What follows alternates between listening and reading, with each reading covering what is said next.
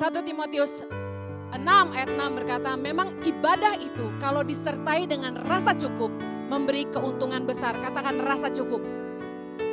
Sore hari ini kita mau belajar tentang rasa cukup. Apa itu kata cukup? Pengkhotbah 5 ayat yang 10, baca sama-sama yuk. Siapa mencintai uang tidak akan puas dengan uang. Dan siapa mencintai kekayaan tidak akan puas dengan penghasilannya. Ini pun sia-sia. Seberapa banyak pun harta kita, seberapa banyak pun uang kita nggak akan pernah ngerasa cukup. Uang itu selalu bikin orang jadi serakah. Nggak ada orang yang udah kaya, asetnya banyak, terus dia berpikir bosan cari duit, pensiun aja deh atau bagi-bagi duit aja deh. Saudara pernah ketemu orang yang udah kaya terus bisa ngerasa cukup terus bosan sama duit? Nggak pernah. Semakin orang kaya dia pengen tambah kaya. Mengagetkan sekali ya, waktu saya ketemu sama salah satu bilioner di Australia, orang Indonesia tapi kaya raya. Dia bilang sama saya gini, Henny bisnis. Pelayanan kamu di Tangan Pengharapan ini saya perhatikan semua proyeknya buang-buang duit. Ngasih makan, gaji guru pedalaman, pengobatan gratis buat masyarakat, pelatihan pertanian, kemudian ngasih sekolah di penjara. Pikirin dong, proyek apa yang bisa mendatangkan keuntungan bagi para investor. Saya yakin akan banyak orang yang mau invest ke yayasan kamu, dia bilang gitu. Saya perhatikan orang ini, anaknya aja naik Ferrari. Masa masih kurang gitu uangnya, sampai-sampai ketika nolong orang miskin aja harus cari keuntungan. Ayat ini ya dan amin, orang kalau udah kaya tuh gak ada puasnya. Salah satu tanda cinta uang adalah orang tuh hidupnya memburu uang. Kejar duit terus, cari uang terus. Toko gak pernah tutup kecuali lebaran hari pertama. Wow. Saudara tahu gak? Banyak orang yang kejar duit tuh sampai gak ingat waktu, gak ingat umur. Cari duit terus gak ada cukup-cukupnya.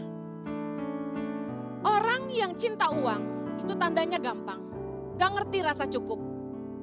Fokus hidupnya cuma uang, standar hidupnya cuma uang, cari pacar mesti yang kaya, cari mantu mesti yang kaya, anaknya yang paling sukses yang dibilang diberkati, semuanya diukur dari sudut pandang kekayaan. Orang yang cinta uang dan hidupnya hanya memburu uang, kata firman Tuhan, akan menyimpang dari iman.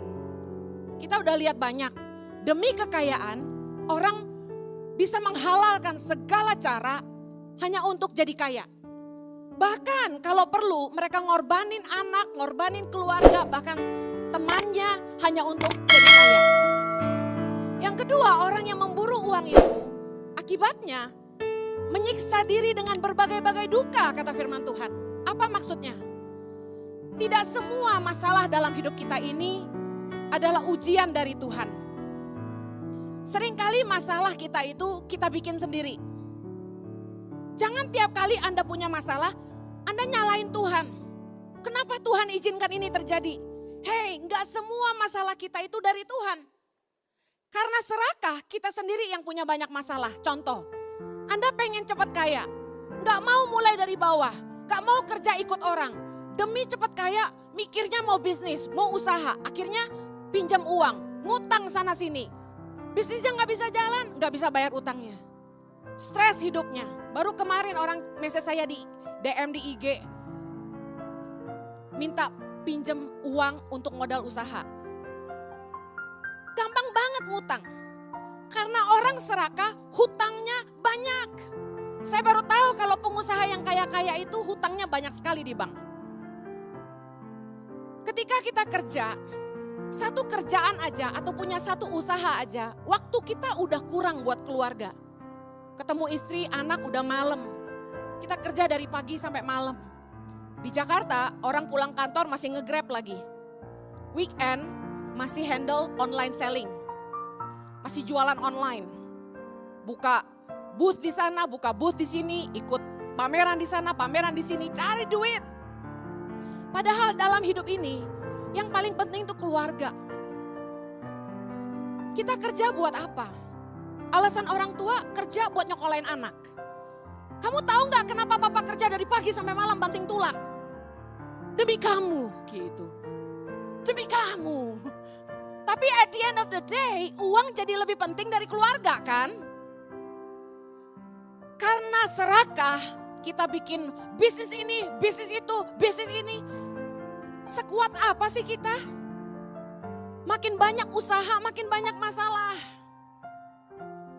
5 kebutuhan pokok manusia yang sebenarnya. Yang pertama, kesehatan. Tahu nggak Anda? Kalau Anda hari ini sehat, itu Anda diberkati Tuhan. Jangan melulu bilang, Tuhan mana berkat-Mu? Anda bisa napas tanpa tabung oksigen, Anda diberkati Tuhan. Kesehatan itu mahal. Katakan sebelah kanan kirimu, kamu sehat? Katakan, kamu diberkati Tuhan. Yang kedua, Anda tiap hari bisa makan, gak kelaparan. Anda diberkati Tuhan. Amin. Anda punya baju lebih dari 3 di lemarimu di rumah. Anda diberkati Tuhan. Gua gak peduli baju lu merek Mango 2 or Mango 2. Terserah. Yang penting Anda punya lebih dari 3, Anda diberkati Tuhan.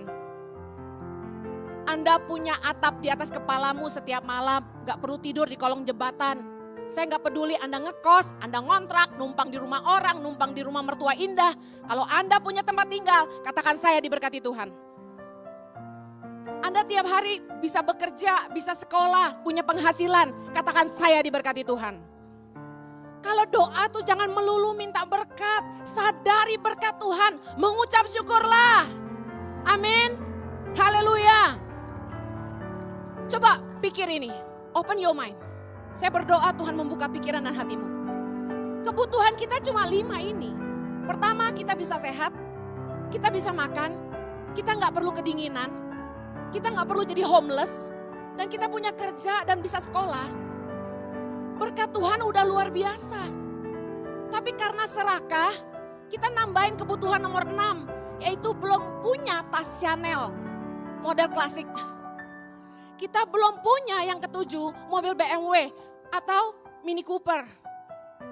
Kita belum punya rumah di Dago Pakar. Kita belum punya Alphard.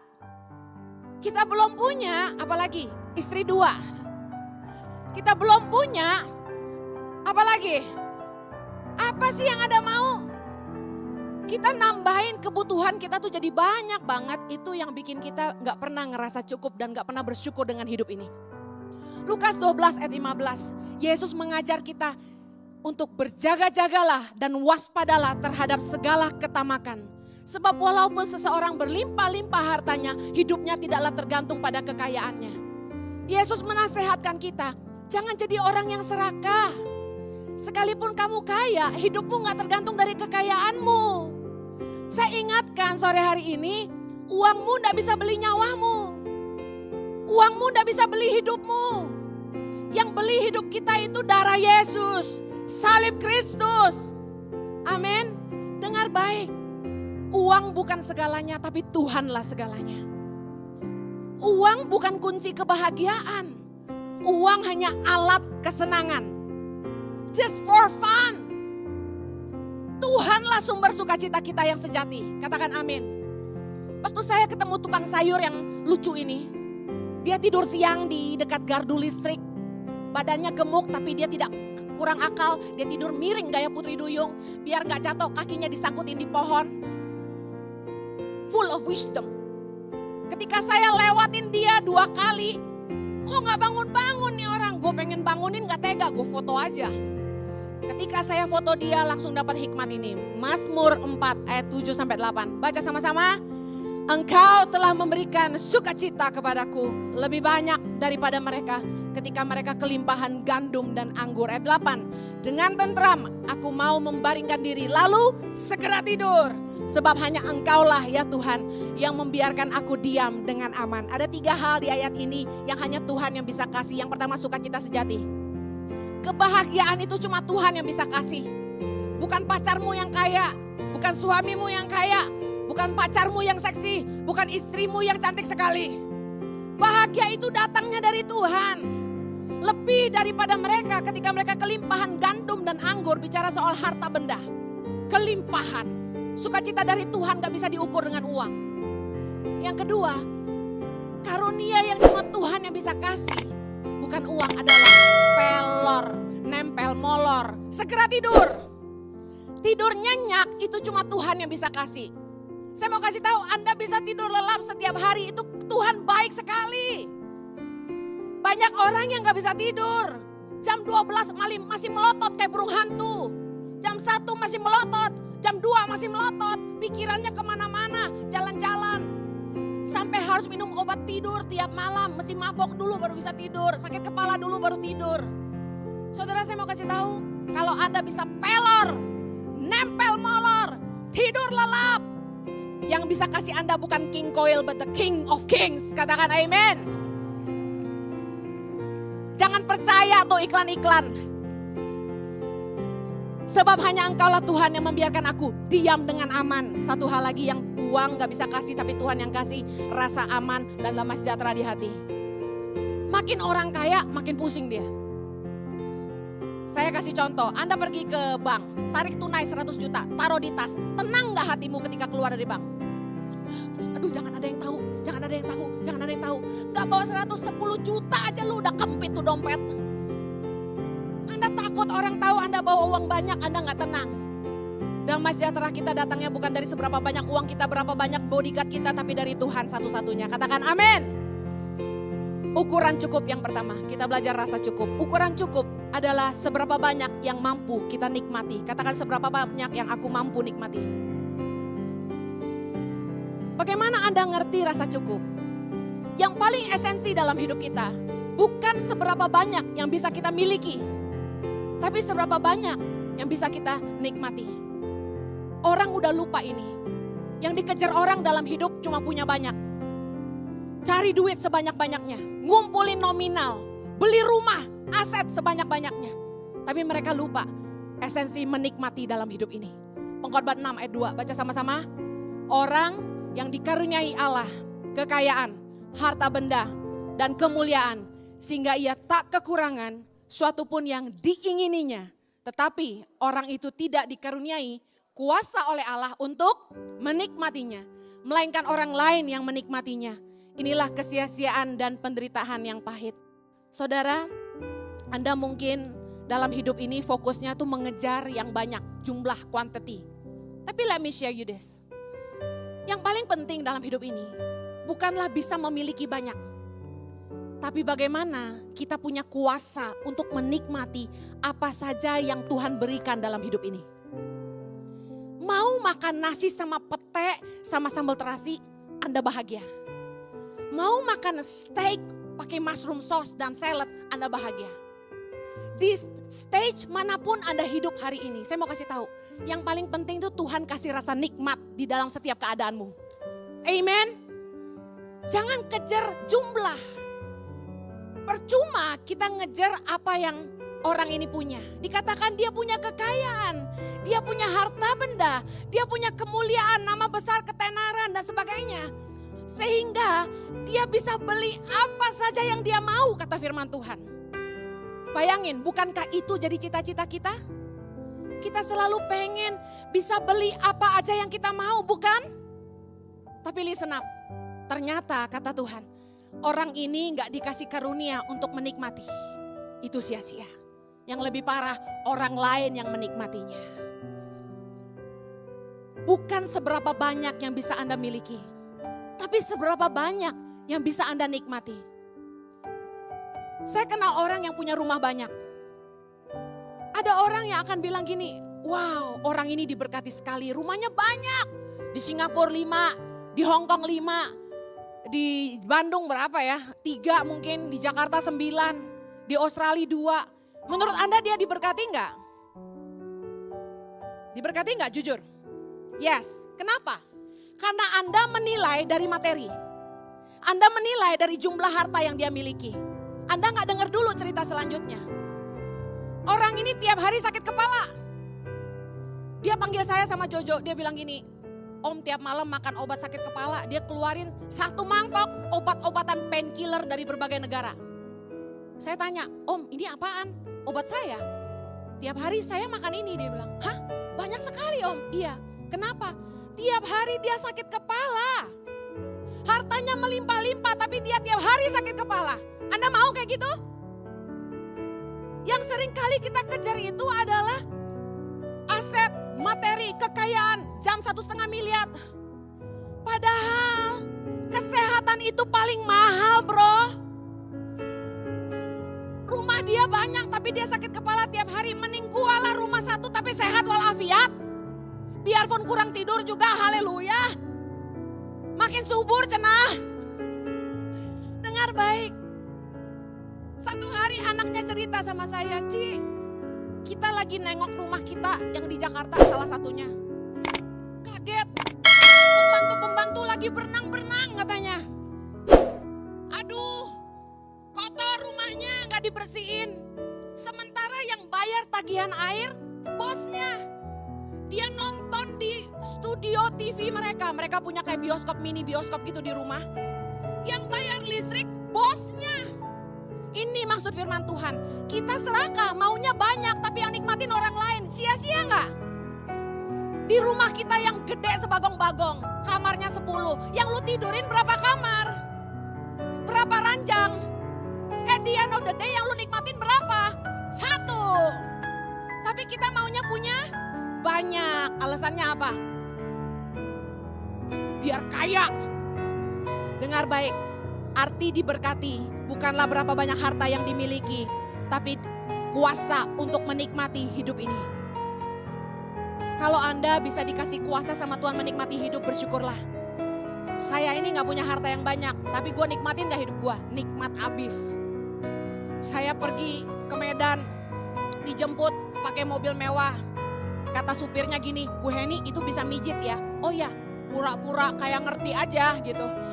Kan thanksin kalau gue sebenarnya belum pernah naik mobil yang bisa dipijit gitu loh. Tapi gue malu, jadi gue bilang, oh ya makasih ya. Terus begitu dia lihat depan, gue langsung ambil remote-nya. Pencet gimana nih ya? Oh, kok gak bisa ya? Begitu dapat pencetannya, enak pisan. Enakan menikmati daripada memiliki sebenarnya. Kenapa?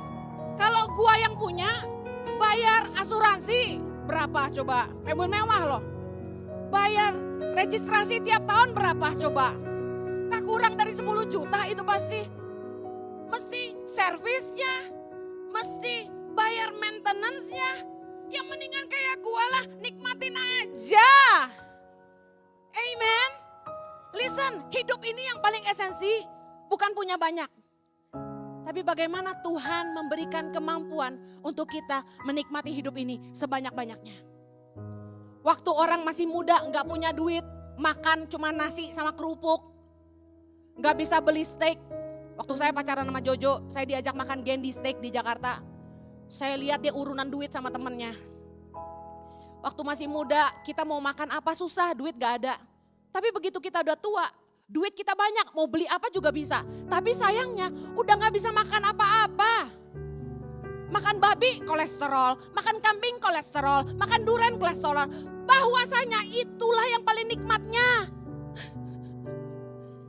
Maka itu, adik-adik, cila, dengerin kakak. Mumpung Ngana masih muda, mumpung Ngana masih sehat, mumpung ada berkatnya, nikmatilah hidup Anda. Jangan pelit-pelit. Sama diri sendiri pelit banget makan Indomie mulu. Ada lagi. Jangan langsung lihat ke Douglas gitu. Ada lagi. Makan sama anak, sama istri. Udah bebisikan. Jangan pesen minuman macam-macam ya. Di sini mahal, ntar di rumah aja gitu. Makan lihat harga sebelah. Bapaknya gak mau pesen, anaknya yang pesen, bapaknya bilang gini, enggak lah papa kenyang, nanti kalau ada yang gak habis papa yang habisin. Pelit banget. Anak-anak gak pernah diajak liburan setahun 2 kali, kemana kek gitu kan.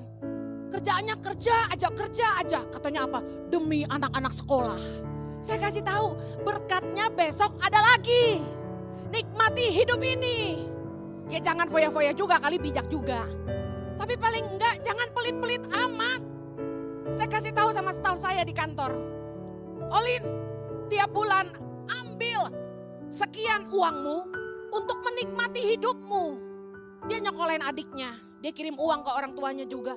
Saya bilang, Lin, sisihkan, senangkan hatimu. Go, nikmati facial kek, mani-pedi kek, keriting kek, cat kek, kayak si itu tuh, Dini tuh. Ya kan? Gue juga kepengen tuh. Artinya apa? Jangan cuma kerja keras tapi kamu gak punya kuasa menikmati berkat Tuhan. Amen. Orang tua, apalagi keturunan Tionghoa, kerja keras buat ngumpulin warisan buat anak cucu katanya. Kasian, sampai banting tulang, gak pernah nikmatin hidup demi anak cucu katanya. Tahukah Anda? Anda gak diberkati. Kalau Anda cuma bisa mencari tanpa sempat menikmati, berarti Anda gak diberkati. Nikmati juga, simpan juga. Tapi dengar baik, aset yang berupa rumah, aset yang kelihatan fisiknya, itu merupakan shining object syndrome yang akan membuat anak-anak Anda bertengkar ketika berebutan harta warisan. Jangan fokus ngumpulin harta warisan, ada warisan yang jauh lebih penting dari itu. Itu apa? Pengenalan Anda akan Tuhan. Iman kepada Allah, karakter yang baik, nilai-nilai kebenaran yang Anda hidupi dan jadi teladan buat mereka. Itu warisan yang jauh lebih berharga. Jangan hanya fokus ngumpulin harta. Sayangnya orang-orang tua gak ngerti ini. Ngumpulin harta buat warisan anaknya tapi gak ninggalin warisan yang lebih berharga dari itu. Akhirnya hartanya habis juga. Orang yang diberkati itu orang yang bisa menikmati hidup dengan satu istri. Katakan amin. Orang kaya zaman sekarang istri gak cukup 2. Saya mau kasih tahu, punya istri itu gak kayak piara ikan cupang. Tinggal dikasih makan seminggu sekali, tek-tek gitu. Punya istri banyak misery, masalah.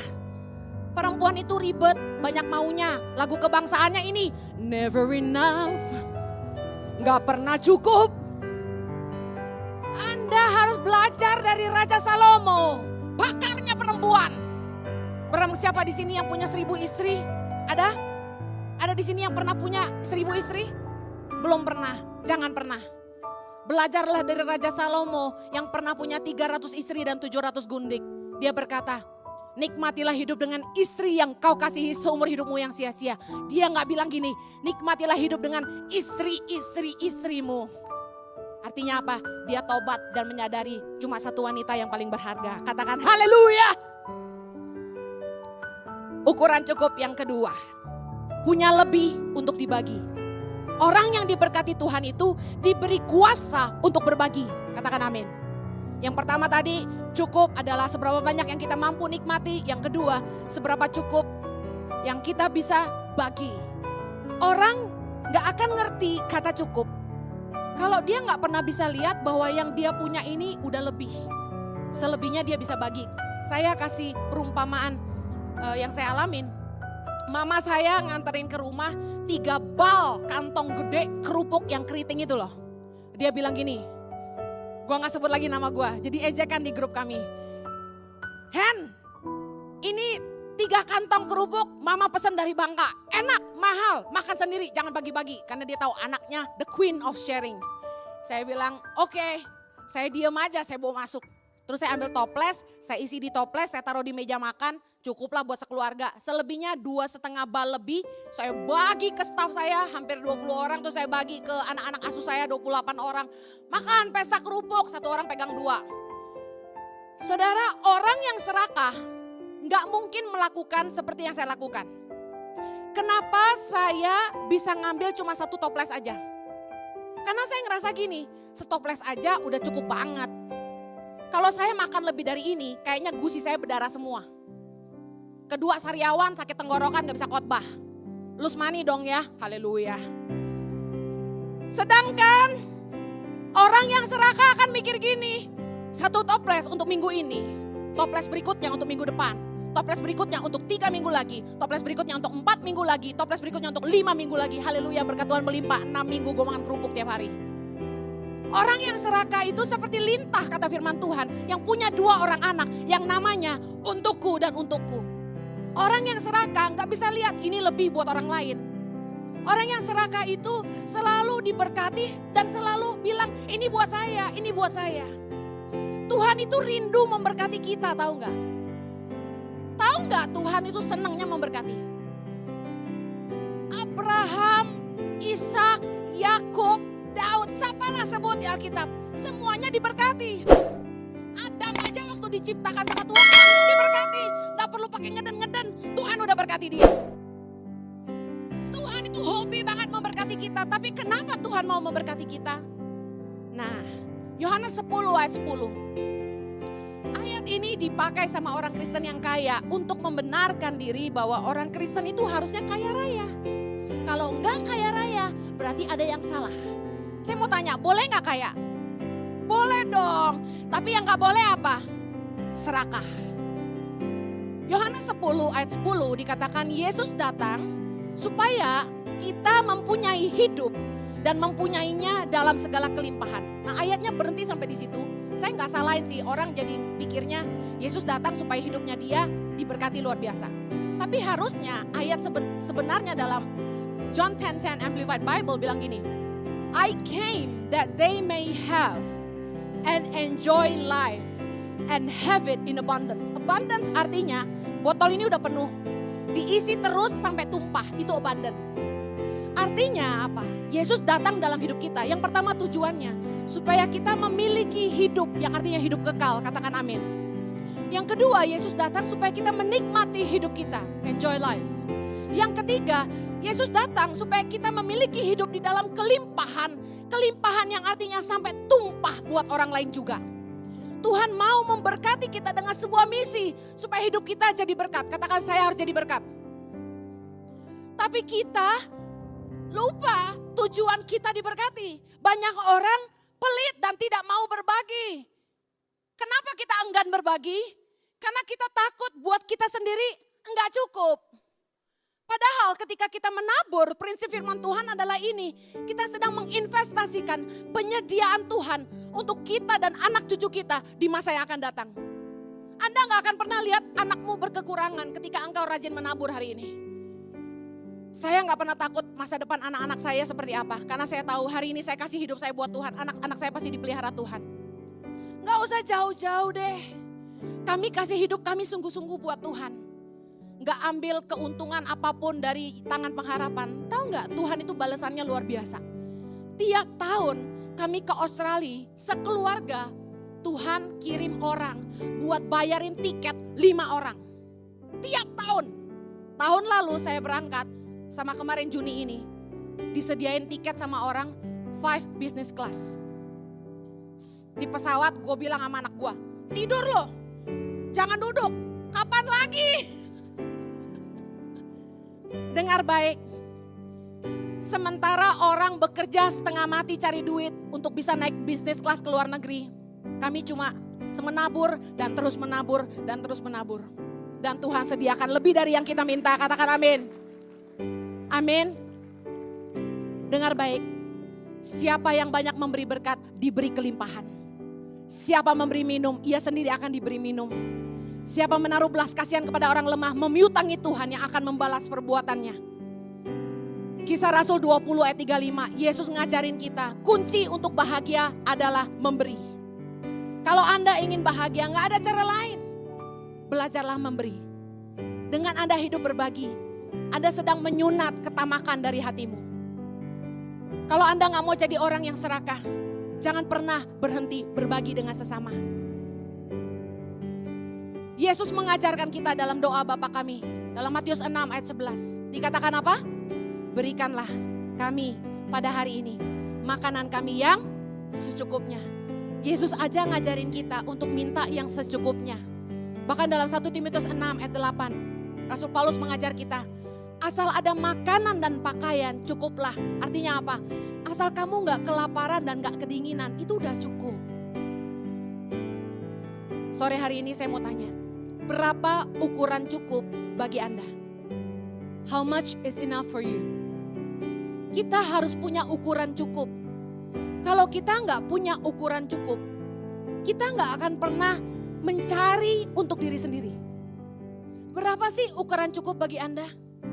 Anda bilang gini, Kak Heni, tunggu saya punya uang 10 triliun deh baru cukup.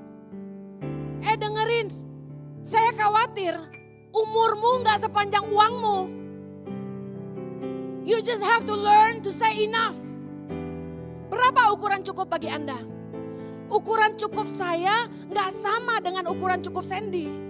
Ukuran cukup saya gak sama dengan ukuran Kanining. Ukuran cukup kita gak akan sama, tapi kita harus punya ukuran cukup. Kenapa kita gak pernah merasa cukup? Karena kita selalu pakai ukuran orang lain. Saya gak mau angkat orang lain deh. Saya senang sama yang udah kenal aja. Kalau saya lihat kok Andi, dia hamba Tuhan, istrinya hamba Tuhan, saya juga semua hamba Tuhan, but you know what I mean. Kok Andi bisa beliin Kanining Mercy, Jojo kok enggak? Kalau kita pakai ukuran orang lain, kita gak akan pernah bersyukur sama hidup kita. Kita gak akan pernah bilang it's enough. Kita akan selalu bilang it's not enough. Kalau ada orang lain yang bisa dibeliin suaminya tas Chanel atau tas Hermes dan Jojo gak bisa beliin saya. Dan saya lihat ukuran cukup dia dan saya bilang gini, Jojo Chanel belum. Hermes saya belum punya, LV punya satu bekas orang, puji Tuhan. Kita gak bisa gitu. Kita mesti punya ukuran cukup. Supaya kita bisa bersyukur sama hidup kita. Berkat tiap orang tuh gak sama dan gak harus sama. Besar kecilnya kasih Tuhan itu gak bisa diukur dari banyak sedikitnya harta kita. Saya selalu percaya bahwa Tuhan sayang kita 100% dan sama. Gak ada urusannya sama berapa kayanya kita hari ini di bumi. Dengar baik, belajarlah berbagi. Ketika Anda berbagi, sebenarnya saya mau kasih tahu Anda adalah orang-orang kaya sejati. Orang kaya yang hartanya banyak belum tentu punya kekuatan untuk berbagi. Saya ketemu saudara sendiri, kayanya minta ampun. Tapi pelit sama adiknya. Adiknya susah, gak dibantu. Bahkan adik-adiknya yang miskin gak boleh tahu dia tinggal di rumah. Di mana? Alamatnya dirahasiain. Saya sampai marah gitu sebenarnya sama orang ini karena saudara. Dengar baik, orang kaya belum tentu dikasih kuasa sama Tuhan untuk berbagi. Tapi kalau Anda bisa berbagi, Anda diberkati. Karena Tuhanlah yang memberi benih bagi para penabur. Kalau Anda bisa berbagi, berarti Anda punya lebih. Keren kan Tuhan? It doesn't matter how many you have.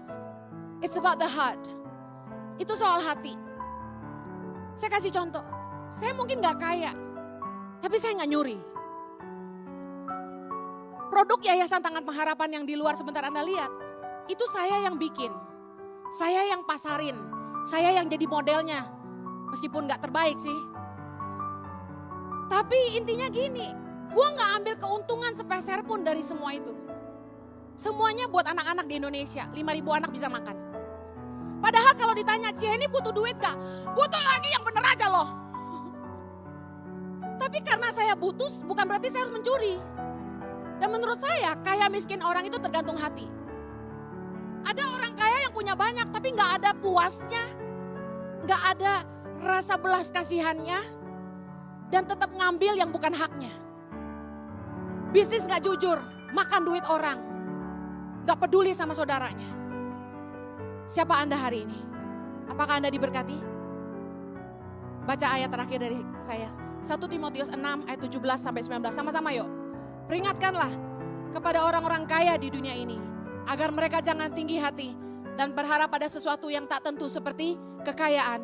Melainkan pada Allah yang dalam kekayaannya memberikan kepada kita segala sesuatu untuk dinikmati. Ayat 18. Peringatkanlah agar mereka itu berbuat baik. Menjadi kaya dalam kebajikan. Suka memberi dan membagi. Dan dengan demikian mengumpulkan suatu harta sebagai dasar yang baik bagi dirinya di waktu yang akan datang untuk mencapai hidup yang sebenarnya. Katakan hidup yang sebenarnya. Tahukah Anda bahwa hidupmu hari ini bukan hidup yang sebenarnya? Tahukah Anda bahwa hidupmu di bumi ini hanya sementara? Jangan bekerja keras dengan segala daya upaya menjadi kaya di duniamu yang sementara ini. Jangan lupa bahwa hidup yang sebenarnya akan tiba. Kita gak tahu kapan waktunya Tuhan akan memanggil kita. Janganlah lupa untuk menabur harta di sorga yang akan kekal selama-lamanya. Jangan habis-habisan buat harta di bumi aja. Yang semuanya akan berakhir cuma sampai di sini. Ketika Anda dipanggil Tuhan nanti. Harta bendamu, jam Rolexmu, cincin berlianmu, tas Hermemu gak akan ikut masuk ke liang kuburmu. Ingat itu. Istrimu yang cantik sekalipun gak akan ikut mau menerjunkan diri ke dalam liang kuburmu. Semuanya akan berhenti sampai di sini. Apa yang bisa mengikutimu sampai di sorga nanti? Ketaatanmu, kasihmu kepada Allah. Ketika engkau belajar untuk hidup berbagi dan memberi dengan setia. Saya tutup, ini cuma buat jemaat CLCC. Saya concern banget, CLCC lagi mau bangun di Jalan Banda. Gereja perlu melunasi tanahnya. Nabur yuk, berikan yang terbaik yang kamu bisa. Jangan takut pembelaan Tuhan akan datang dalam hidupmu. Percayalah berapapun yang kamu tabur, itu akan berbuah. Saya senang ketika ada kebutuhan, karena berarti di situ ada kesempatan. Kesempatan untuk memberikan yang terbaik buat Tuhan. Berapapun yang kamu kasih sama Tuhan, bukan soal jumlah, tapi soal kasihmu kepada Tuhan atas semua yang Dia sudah berikan dalam hidupmu. Ketika Anda punya kesempatan untuk menabur, saya mau kasih tahu, jangan berlaku seolah-olah Tuhan berhutang sama kamu. Tapi lakukanlah dengan hati yang mengasihi Tuhan, dengan hati yang taat, menyenangkan Dia. Karena apapun yang kita bisa lakukan, apapun yang kita bisa kasih sama Tuhan, itu gak sebanding sama apa yang Tuhan udah kasih kita. Gak sebanding dengan semua yang Tuhan udah lakukan buat kita, ya gak sih? Yuk saya mau challenge Anda, berikan yang terbaik buat Tuhan.